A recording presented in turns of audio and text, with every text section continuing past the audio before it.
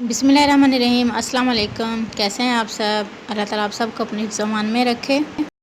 आज हम मसाला बॉक्स की पूरी सेटिंग किस तरीके से करनी है और तमाम ड्राई मसाले जो हम किचन में आमतौर पर यूज़ करते हैं उनको किस तरीके से हम नमी से बचा सकते हैं और सुंडियों से किस तरीके से हम बचा सकते हैं, इस ये टिप्स जो हम आपके साथ शेयर करेंगे। सर्दी का मौसम शुरू होते ही अक्सर मसालों में बहुत ज़्यादा नमी आ जाती है और मसाले में छोटी छोटी सी सुंडियाँ पड़ जाती हैं जिससे वो मसाले जो है ख़राब हो जाते हैं।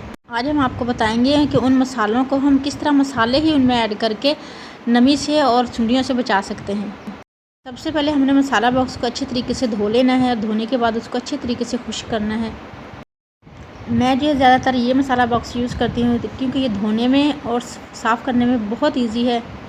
अब सबसे पहले ये रेड कलर का जो बॉक्स है इसमें हम रेड चिली पाउडर जो है ऐड करेंगे ताकि बॉक्स का कलर भी ख़राब ना हो और रेड चिली हमारी इसमें ऐड की हुई भी अच्छी लगे। और साथ ही ये जो ऑरेंज कलर का बॉक्स है इसमें हम कुटी हुई रेड चिली ऐड करेंगे। मसाला बॉक्स में उन मसालों का इस्तेमाल किया करें जो ज़्यादातर आपके खानों में इस्तेमाल हों। रेड चिली पाउडर और कुटी हुई रेड चिली जो है ये अक्सर जो है खानों में इस्तेमाल होते हैं। येलो कलर के बॉक्स के अंदर हम हल्दी ऐड करेंगे और लाइट पर्पल कलर का जो बॉक्स है इसके अंदर हम नमक ऐड कर देंगे। कलर कम्बिनेशन की वजह से एक तो मसालों के डब्बों का जो है वो कलर चेंज नहीं होगा और एक हमारे मसाले भी उसमें ऐड किए हुए अच्छे लगेंगे।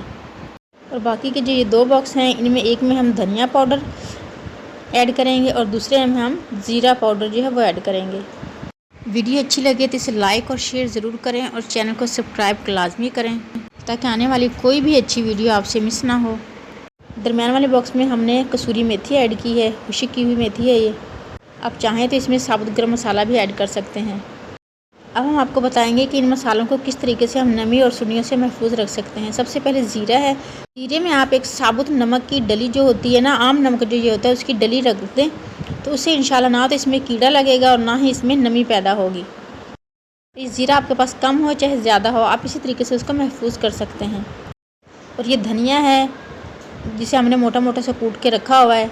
धनिया साबुत हो चाहे कुटा हुआ हो, उसमें आप रेड चिली साबुत वाली ऐड कर दें और एक हल्दी का छोटा सा पीस जो है वो भी इसी में ऐड कर दें तो इंशाल्लाह धनिये में ना तो सुंडियाँ पैदा होंगी और ना ही इसमें नमी आएगी। और रेड चिली पाउडर है, इसमें भी हम नमक का एक टुकड़ा जो है वो ऐड कर देंगे और ऊपर से मिर्चें जो हैं वो इसके अंदर ऐड कर देंगे तो इंशाल्लाह मिर्चें भी हमारी बिल्कुल महफूज रहेंगी नमी से भी और सुंडियों से भी। और कुटी हुई हमारी रेड चिली जो हैं इनमें भी हम इसी तरीके से नमक की डली ऐड कर देंगे तो इंशाल्लाह ये भी महफूज रहेंगी।